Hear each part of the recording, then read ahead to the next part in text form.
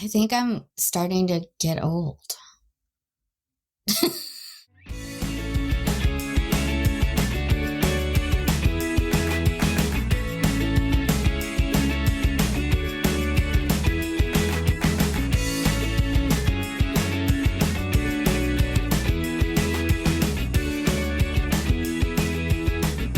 Welcome to the Exploring Washington State podcast. Here's your host, Scott Cowan. So I'm sitting here today with Kristen of Urban Craft Uprising, and we've been chatting without hitting the record button. So now we're going to let you guys all in on the conversation. So Kristen, why don't you start over and give us a little of your backstory? All right. Hello, my name is Kristen, and I have been a maker for a very long time. I've been a vendor for about 25 years, I would say, at various shows around the country, I guess. Okay.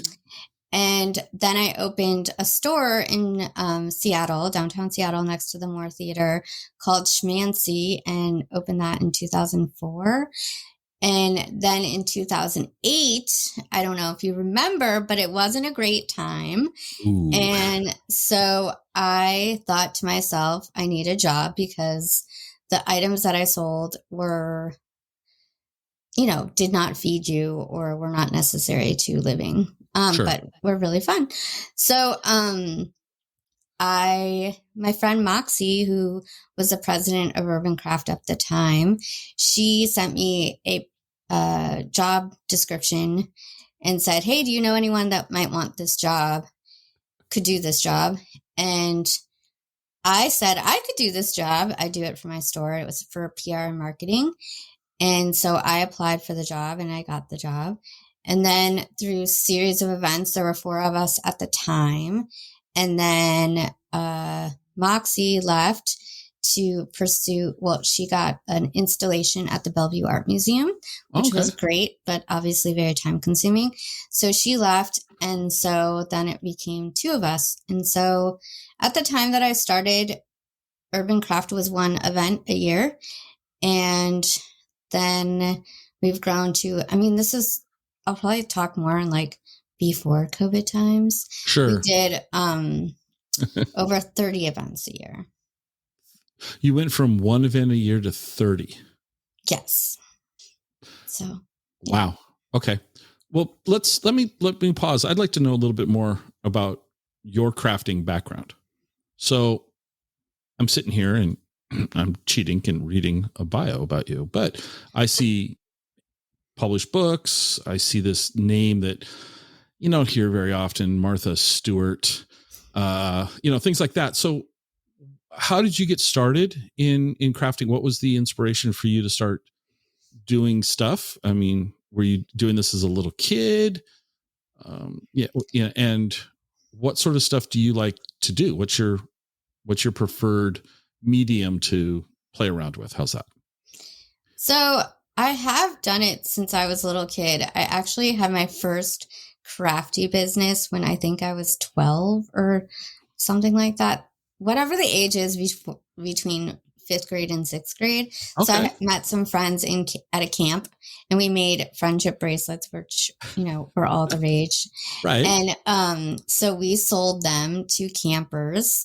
And I think we each made $13 at the time at the end of the season. And I was like, this is amazing. And I think embroidery floss was 12 cents a skein.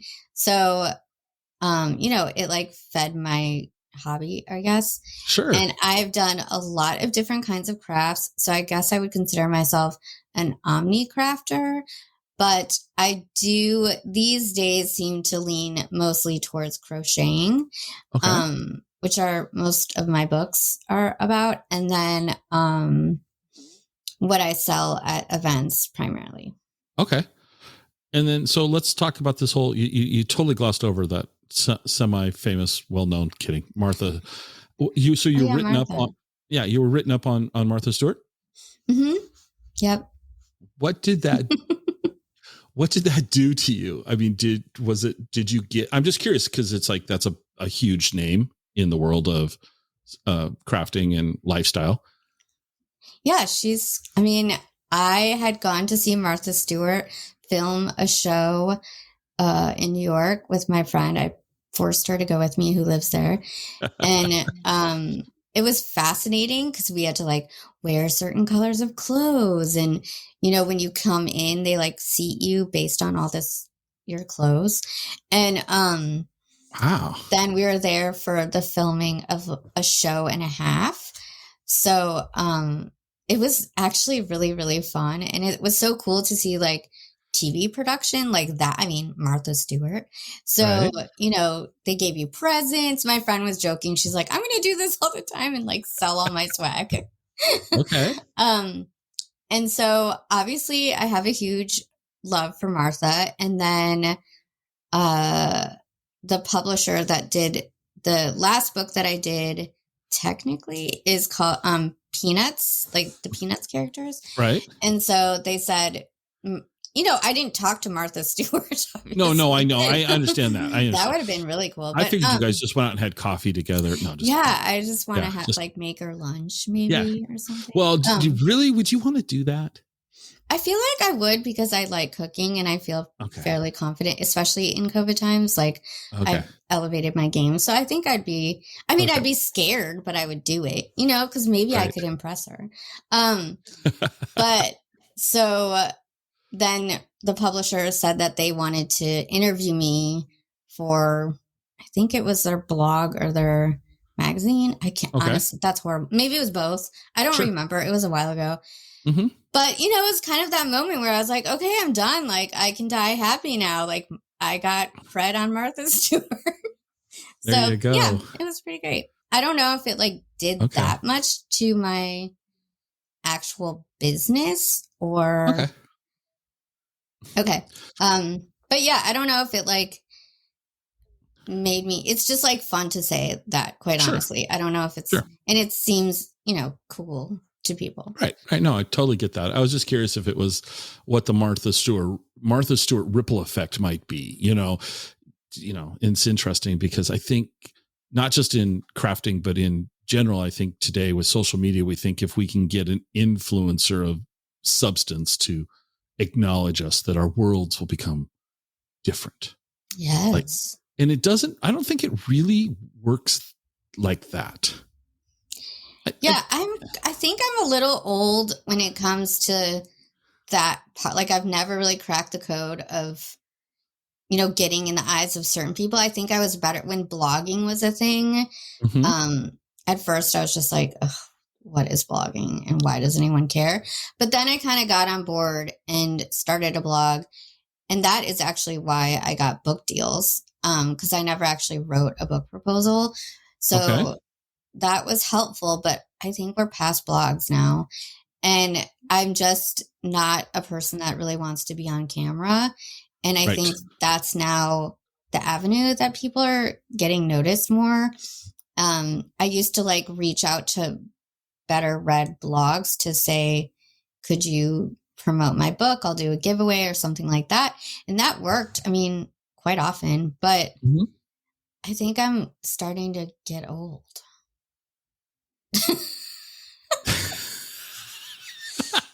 So I just don't get the influence. So you know, the fact that there's like famous YouTubers is like, I just don't understand. So let's look at the difference. We are both on camera and you just said you're not a big fan of it. Neither am I, but you and I are both sitting here looking at each other through our cameras. There's a big difference in old between you and me. I don't know. I feel like I just dye my hair. Oh, well, I do too. This is all dyed. Okay. No, in all seriousness, I'm kind of with you. The whole video thing escapes me.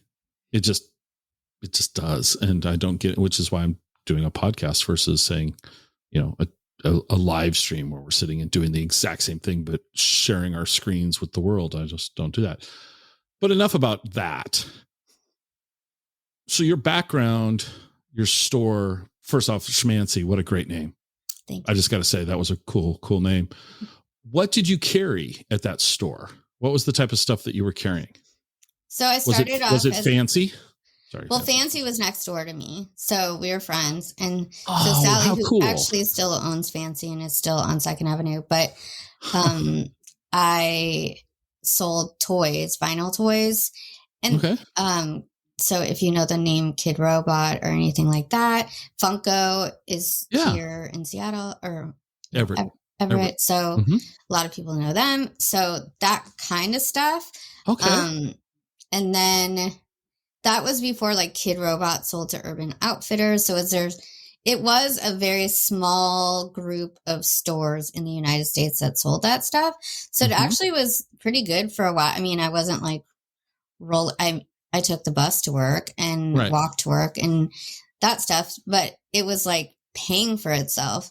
And then I also, once they started doing more of the Urban Outfitters and it became a little more mainstream, then it kind of wasn't like the cash cow anymore. So then I also veered into doing, although I did it before, but more handmade products. So in line with being a toy store, I started this event called Plush U, which was a plush show, like like stuffed toys that became really popular. So people came from different countries and all over the country to attend this event, which was kind of hilarious because my store was, I think, 350 square feet. So everyone would come and they're like, this place is so tiny. And I'm like, I know. And you took an airplane to come here. You had more room on the plane than you do in the store. You're not disappointed. But you know, it was all small things. So it actually worked out and it was super fun. And then that's what I have my blog for. And that's how I got my first book deal. Okay. And then you transitioned into working at Urban Craft Uprising.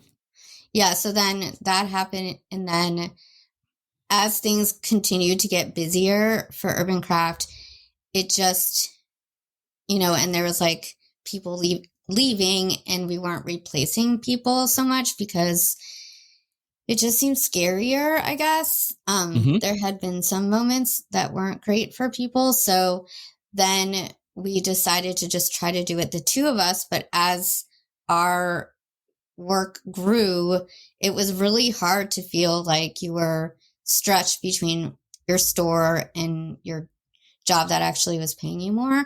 Because I'd never really made that much money from Schmancy. So then we had a section at the Seattle gift show for our makers, and me and Lindsay had a lot of time together, and she's like, you just don't seem happy in your store for the last 2 years. Like maybe you should just close and focus on Urban Craft. And I'm like, okay. And then I don't know, once I decided, it was like this huge weight off my shoulders, and owning a store is hard and you feel like you put so much into it and then you still get these comments like, you're never open or whatever. And it just, you know, it's just hard. It's hard. So I was over it. So then I just went to full time, and Lindsay lives in Portland. So most of our events are here in Seattle too. So I was able to fully focus on Urban Craft, which I think is ultimately a good thing. So what was it like? So when you started, you said it was one event a year. So, I mean, events are not easy to put on. I'm not trying to say that they're easy, but only one event to work on a year, you know, that's 11 months of planning and probably 1 month of on the ground chaos. Doing it. Yeah. Chaos. But you went from 1 to 30. Yeah. They weren't all of the same magnitude as the annual event, right? These were smaller, or were these? Well, when I started, I said, why don't we have a summer show? So we started having a summer show. And so then we went from 1 to 2. And then I think there were a lot of people that kind of liked the way we did things. And so people started asking to have meetings. And honestly, I never knew, like, are you trying to pick my brain or are you trying to like work together? So finally, after numerous meetings like that, I was like, if you want to work together, just like put a proposal together, because that will be the easiest way to suss things out and see if it works for us. And so then once we did that, that was with the Seattle Street Food Festival. And I think that may be though. Yeah. And then things kind of snowballed, like, oh, they're hireable. And so we just started working with different organizations. Quite honestly, it's always easiest to work just for ourselves instead of kind of being a middleman for somebody else. But some of the events are so fun that we have continued to do them.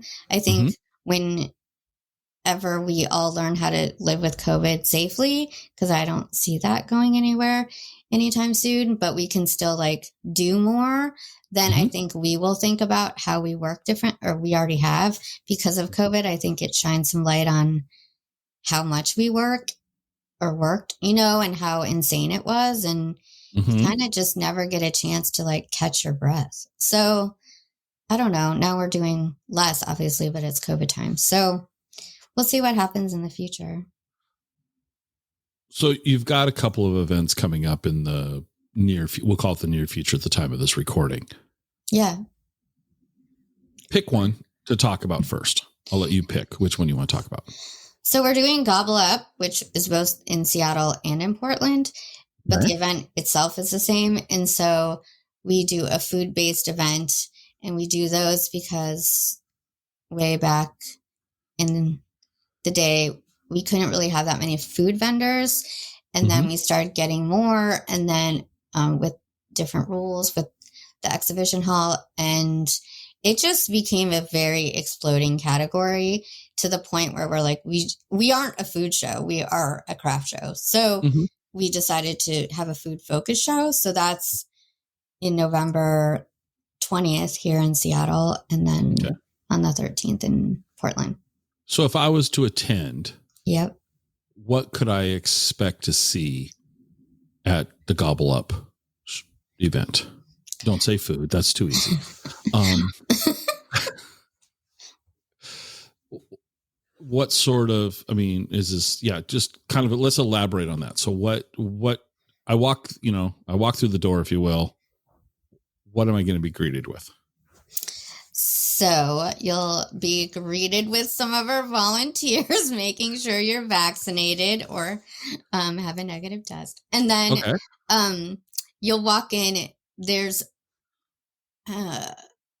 like 65, 70 vendors. Wow. Some will be outside that are doing like food you can eat on the spot, like food trucks. And then we have all types of, I would call it like slow food, but not mass produced food items. So they're really great host gifts, which I think are, good for holiday seasons. I always buy food for people more now because we all have stuff and we don't maybe need more stuff. But I feel like for like people like my mom, she just likes food a lot more than other kinds of things in a tiny apartment now. So, it's everything from like tea to caramels, chocolates, vinegars, hot sauces. Yeah, and just fun. If you're like feeling creative in the kitchen, it's helpful to get new products to be inspired by. But these are from small makers. We're not going to see something from Nally's food there. This is all small local vendors who are maybe sharing a commercial kitchen type stuff. So, and there's going to be 60 to 65-ish vendors plus, in addition. So there'll be some food trucks out there. So we could, we're not going to have to, nothing's worse than walking through an event hungry and not being able to eat. So, yeah, for sure. So we got food trucks and all that. So we're going to have, and so where do your vendors come from? Are they primarily Washington based? I mean, the Oregon one, I know we're joking, Portland's dead to me, but I'm kidding. But for the Seattle, and the show's in Seattle, right? At Magnuson. At Magnuson. Okay. So are these mostly Washington state based vendors that are going to be there? I would say they're Washington based and Oregon based. So we have quite a few people that come up. We do keep this as a Pacific Northwest only show. Whereas like Urban Craft is from all over the country. But okay. And we'll talk about Urban Craft. Okay. Yeah.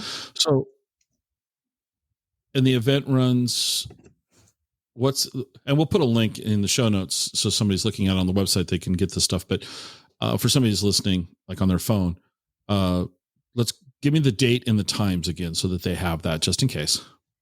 So the show in Seattle at Magnuson Hangar 30 is on November 20th. And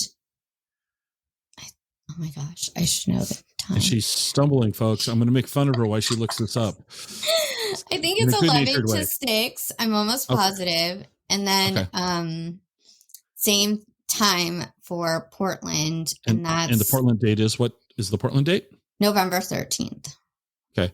And are these events, do you charge for them, or are they free for the public? They're free to the public. You know, we'll have protocols for COVID, so you might have to wait in a longer line than normally to get in, depending on how many people are in the building at that point in time. Sure. But those are only one-day shows, but they are free. And we have an Eventbrite for both, so you get a ticket, but it's more to give an idea. The food show is a little bit harder in the sense that, you know, people are making these food items and prepping for it. It's harder to know how much to prepare for if you don't really have a number. And we know, you know, do have a estimated, but it's good to give that information to our vendors. So we always do the Eventbrite to kind of have a better gauge of how many people that might be attending. So I'm going to put you on the spot. Sure. In years past, right? Think in the past. I put 4 times. So name something that you found at the Gobble Up that was like you're like, oh, I had not thought about like that before. Like, you know, was there somebody that brought something to the event and you're like, that's kind of cool. Like, you know, I don't want to give you too many hints, but just because I don't know what you like. So, I mean, it could have been, you know, a jalapeno infused hot sauce. I mean, but you get the idea. What sort of, was there been something that like sparked like, wow, that's cool to you? I mean, a lot of the stuff that I use in my kitchen, and I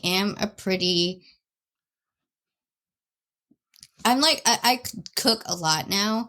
Okay. And a lot of the things that I use in my kitchen are things that have been from vendors, some of which do not make they're like a company that is no longer doing things anymore. But I really love this coffee hot sauce, like oil, I mean, and I make ramen a lot. And so we use that in our ramen, and she's a maker in Portland.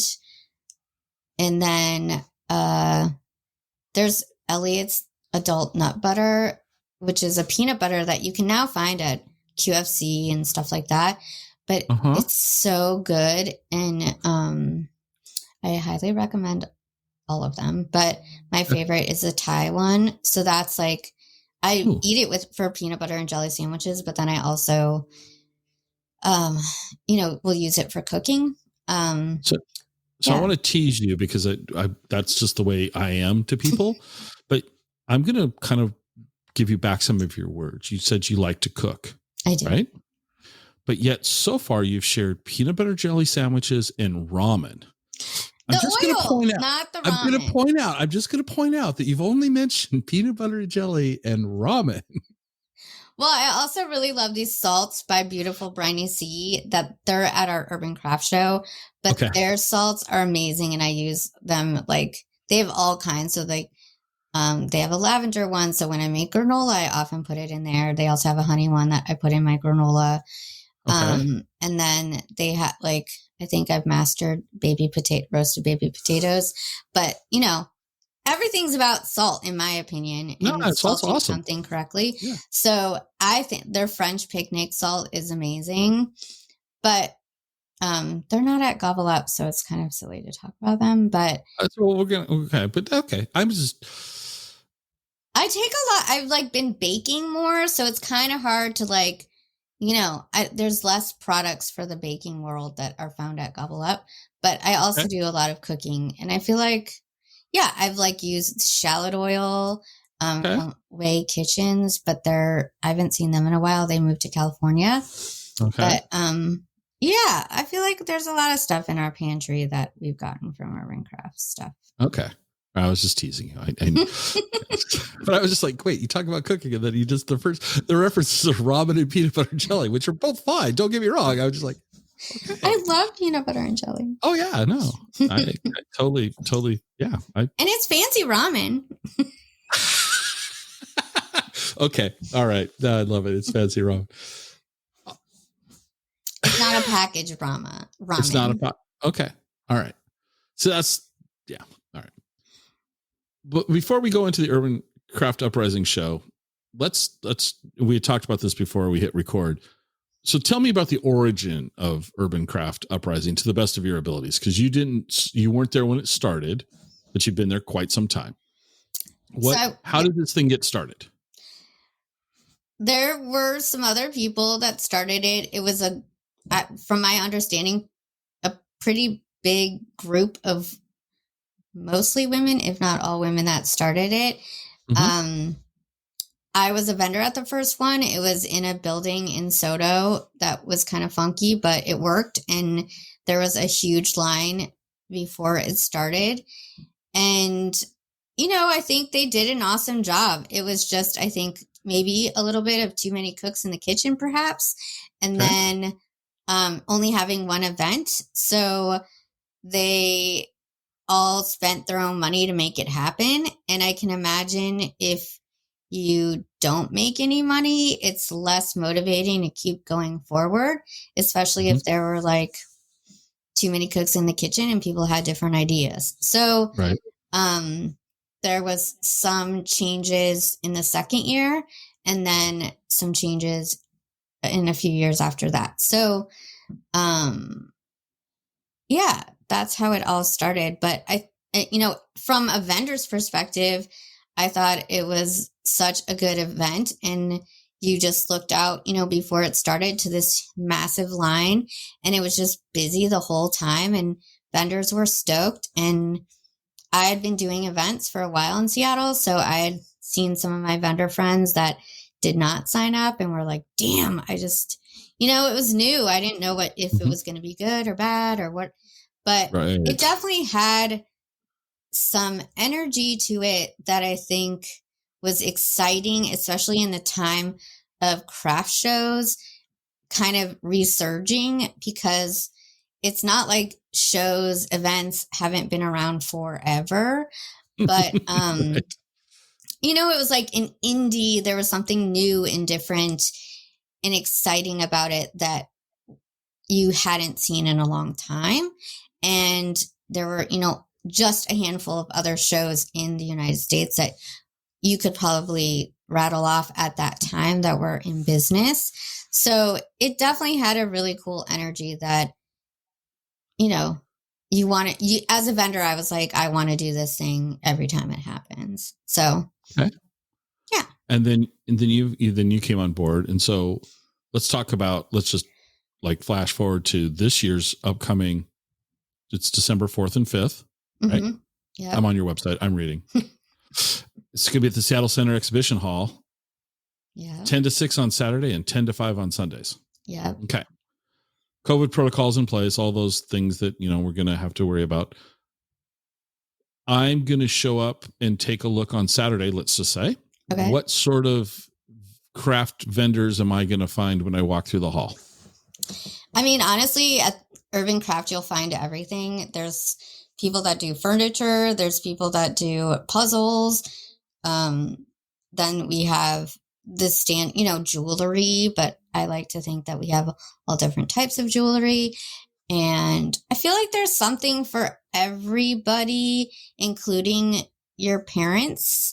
And I feel like I love when I'm at the event and see our fans and customers that have been with us forever, and they just come up and they're like, that was the best one yet. Like, there was nothing in there I could have made myself.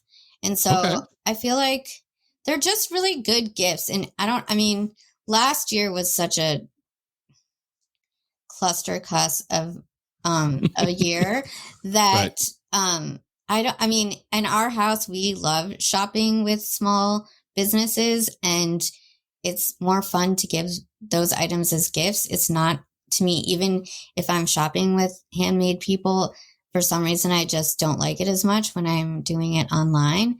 So Mm-hmm. I feel like last Christmas, it was like a little lackluster for our household because of that. But it's just a feel good. You're supporting small businesses and people that are super passionate about what they're making, and you're talking to the person that made it. And they're way more exciting gifts than stuff you can get online. Right. And so this year, approximately how many vendors are going to be there? Because you're probably still 150. 15 or 50? 50. 15? 50. 50. Old ears. Okay. So there's going to be 150 vendors. Mm-hmm. That's crazy. How do you coordinate all that?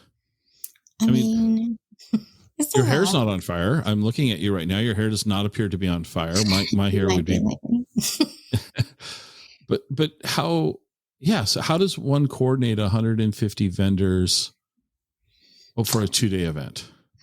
I mean, honestly, I think we just have a well-oiled machine, and we just all know what we need to do to make it happen and do our jobs, and it happens. I mean, it's a lot of work.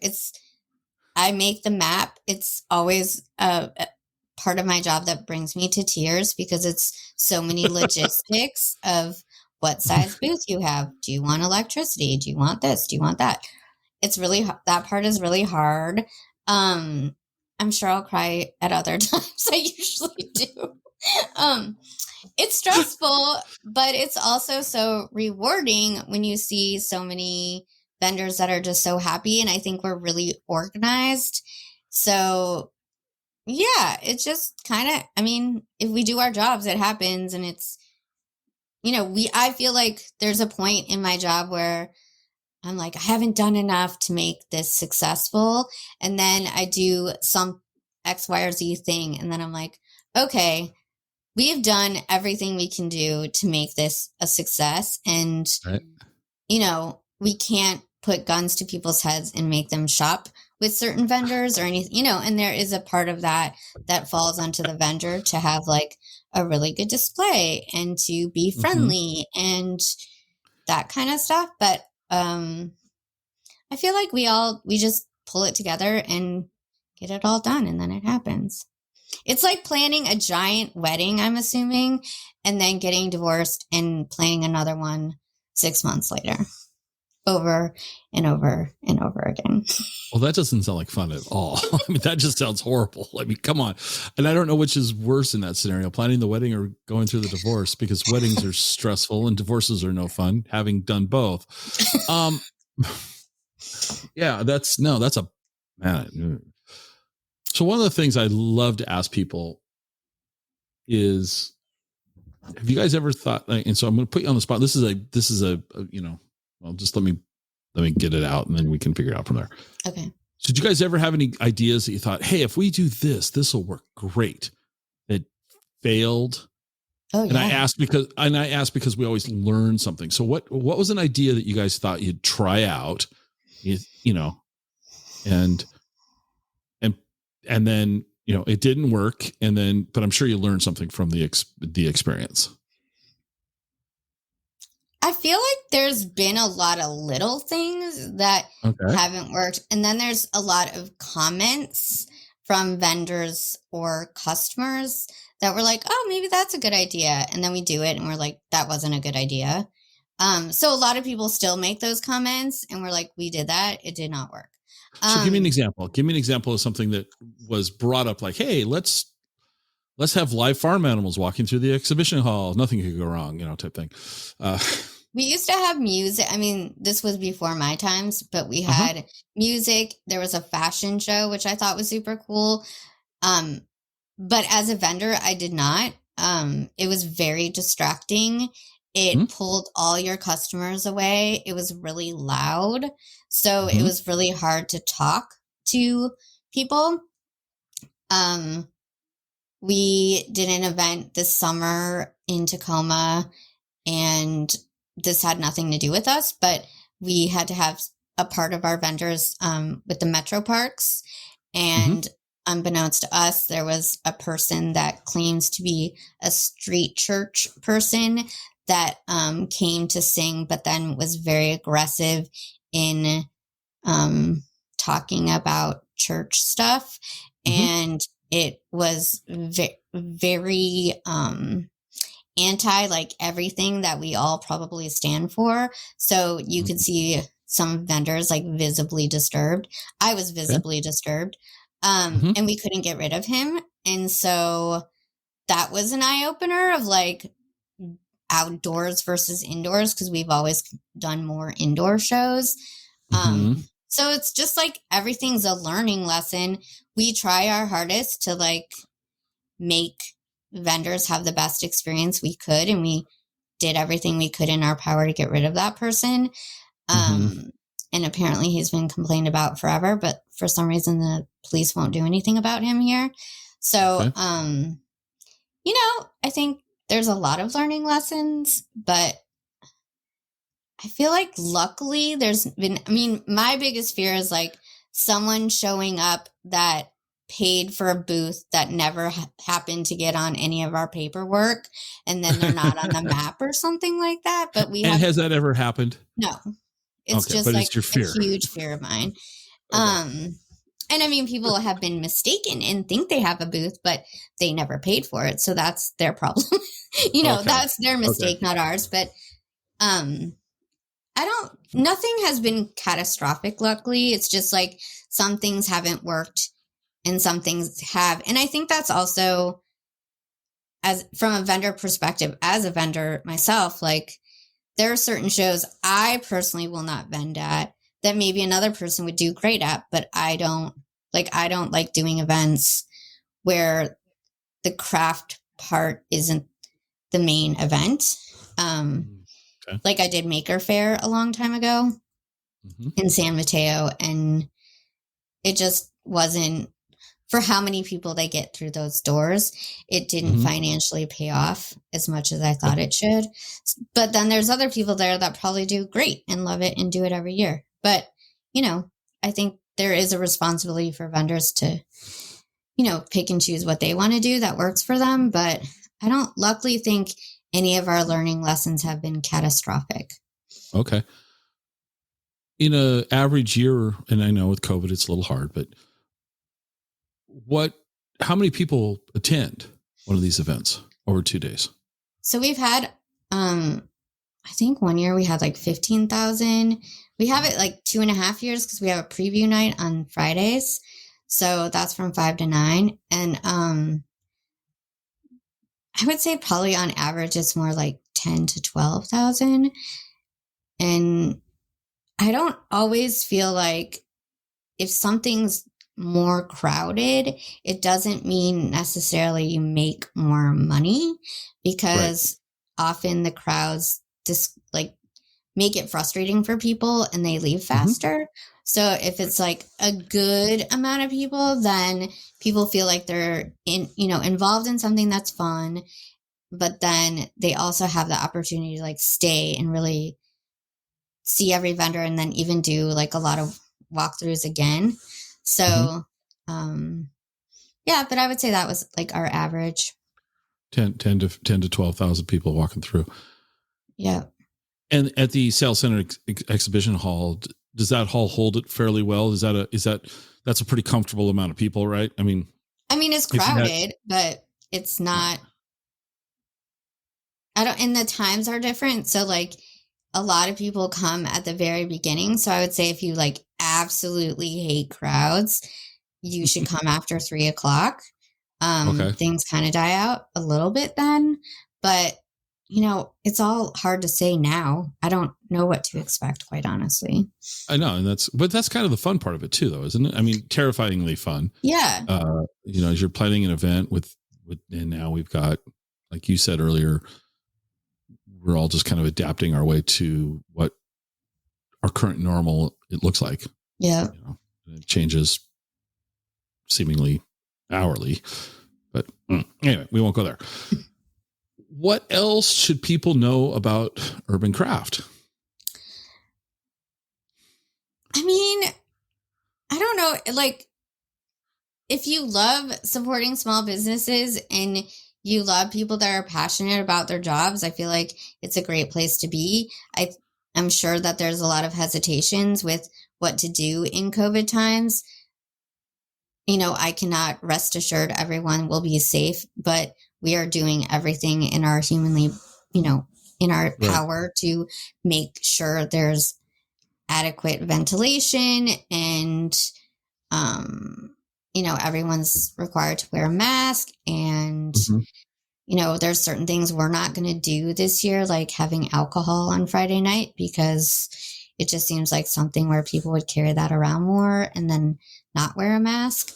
So, and I do feel really good about being in Seattle. And I think people are really good about getting vaccinated and respect the mandates for the most part. So, I think that's probably what people will be curious about for this year. And we're also a small business. So not only are we trying to support a bunch of small businesses that have been tremendously hit after a year and a half of this, but so have we. So, we're all just trying to keep going in these weird, bizarro times. And they are weird and bizarro times. Yes. When you're not organizing 150 vendor shows and food shows and between two cities, what do you like to do for fun or relaxation in around where you live in the world? I love to read and obviously love to craft and cook. Okay. I feel like cooking is like my meditation time. I got into yoga in COVID times, which has been really helpful for making a lot because your body starts to hurt when you make so much stuff. So that's been really helpful. And we just got married last year. Me and my husband got married last year in COVID times.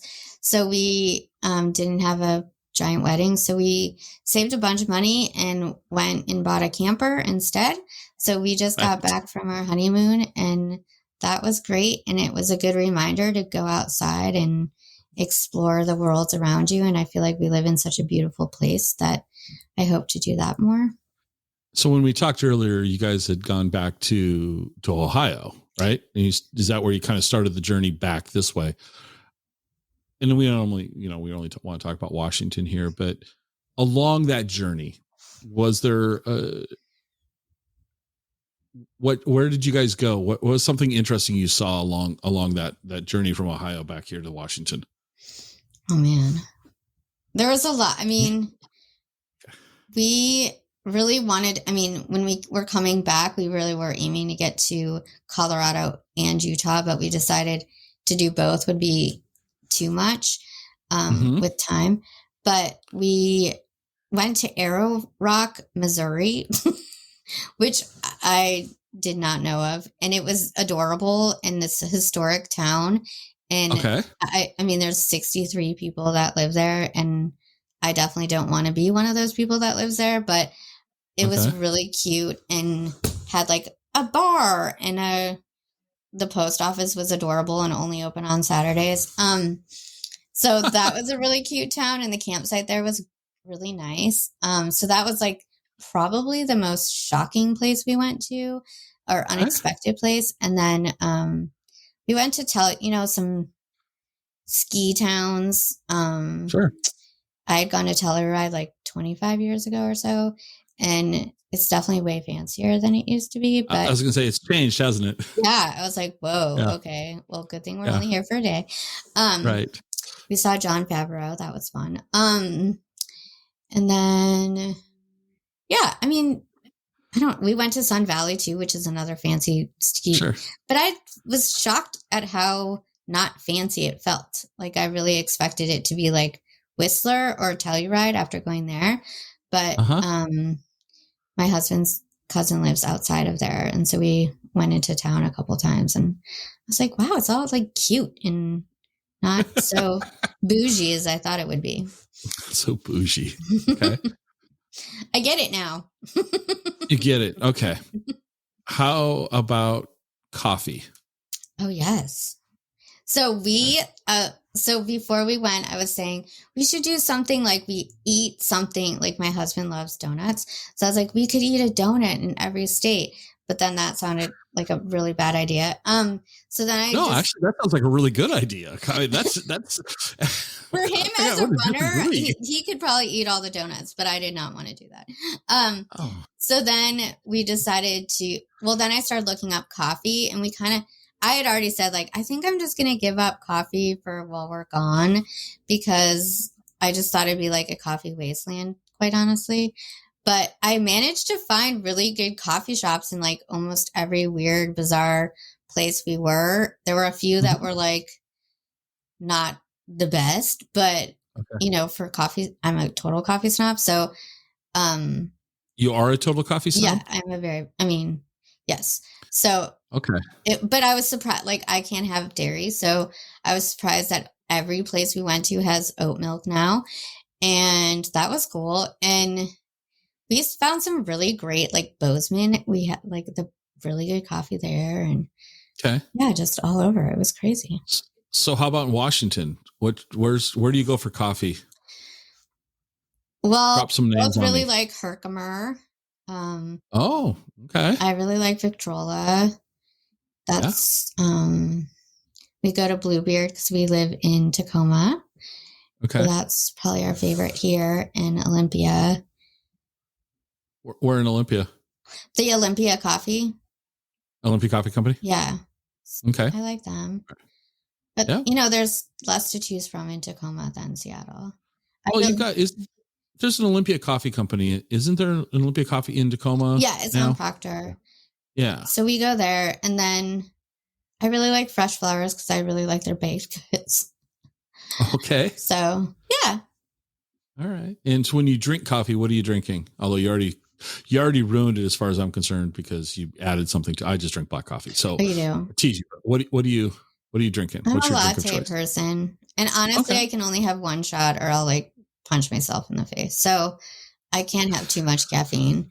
And I just can't go to sleep. Like last night I was like, I had iced tea at 4:00. I'm going to like never sleep.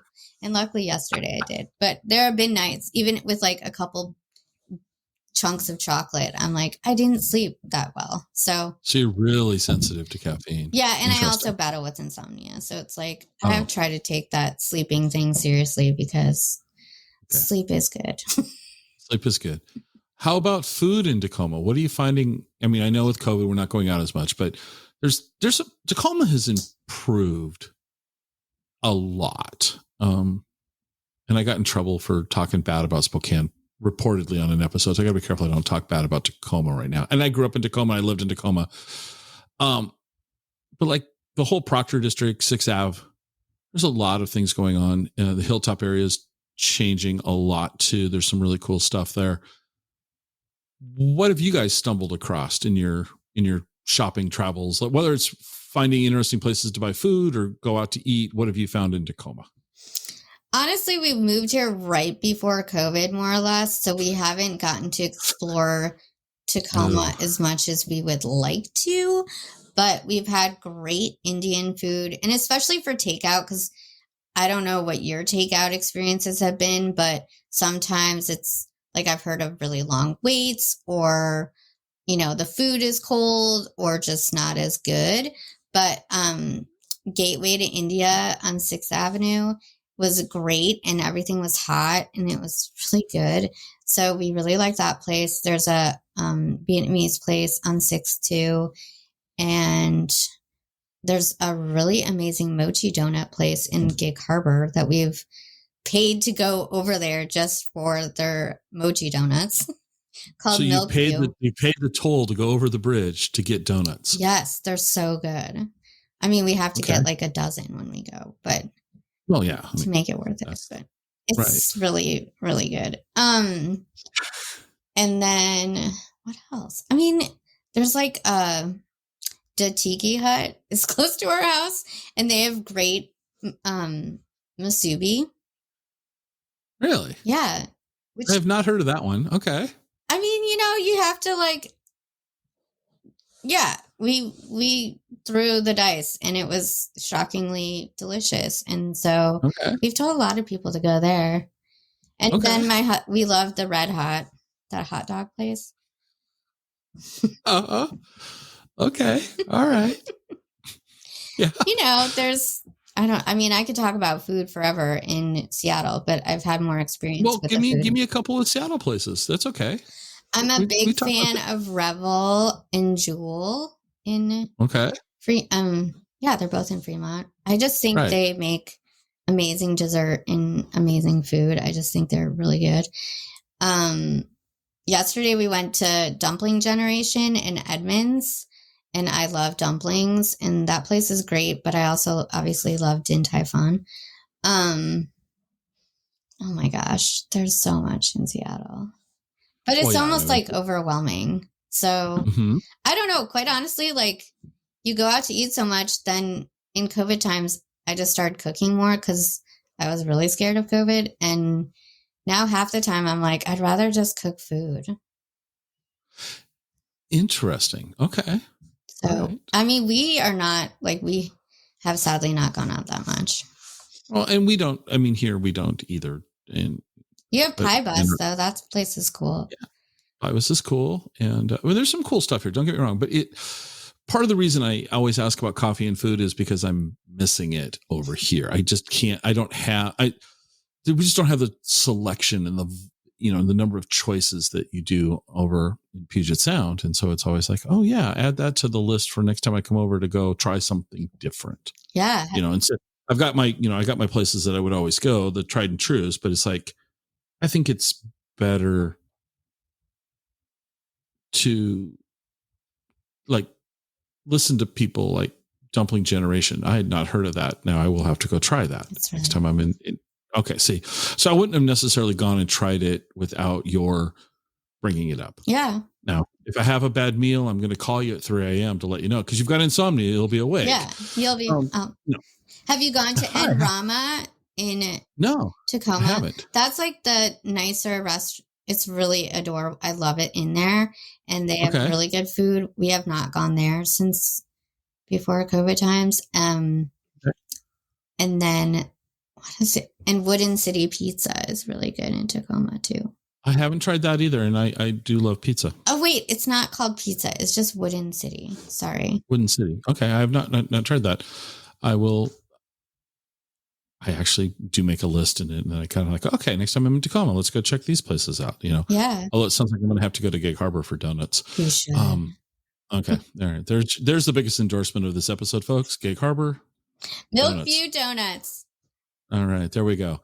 So let's wrap this up, and why don't you let people know where they can find out more about Urban Craft and the upcoming shows and all of that, and then they can check it out and go and support small businesses that are doing some really cool things in the crafting and food space. So you can go to our website, which is urbancraftuprising.com. I also recommend following us on Instagram, because we also in signing up for newsletters, but we get a lot of emails after we've juried for shows saying, dang, I didn't know that the deadline was already passed. So if you follow us on, numerous platforms, then I feel like you're less likely to miss out on that stuff. And so on Instagram, how can people, what's the handle same, on Instagram? Urban Craft Uprising. And same for maybe Pinterest or Facebook as well? Yes, Facebook, Urban Craft Uprising. Then we also have Gobble Up Northwest. So for the food shows, but there's a portal, so we can get you there from Urban Craft Uprising. Perfect. Well, I'm excited. I'm going to have to make it over for one of the two events. Yeah, you should. Probably the food one. Yeah, probably the food one. Also because it's weather-wise, it's a little safer coming over the pass earlier than later and all of that. Plus, did I mention it's a food one? So anyway, I thank you for taking the time to come on and talk about what you're doing and what Urban Craft is doing. I think it's donuts in Gig Harbor. Milkview, I want a discount.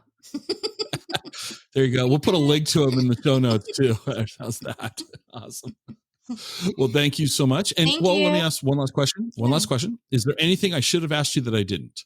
Something else that you want to bring up? Is there, and it can be no, that's fine, but just you get the last word. I mean, I feel like because we're such a small business, which I don't think people really know that much, we're very accessible people. You might have to wait a day or two to get an email back, but usually you don't. But I think there's a lot of misinformation out in the world, and even about craft show organizers or events. And the best way to find out is to ask one of us. And we're two people that do this, and both very accessible people. So if you want to email us any questions about being a vendor or a customer or concerns you have, we'll get back to you. Okay. Well, thank you for being on. Yeah, thank you so much. Say hello if you come to Gobble Up. I will. Okay.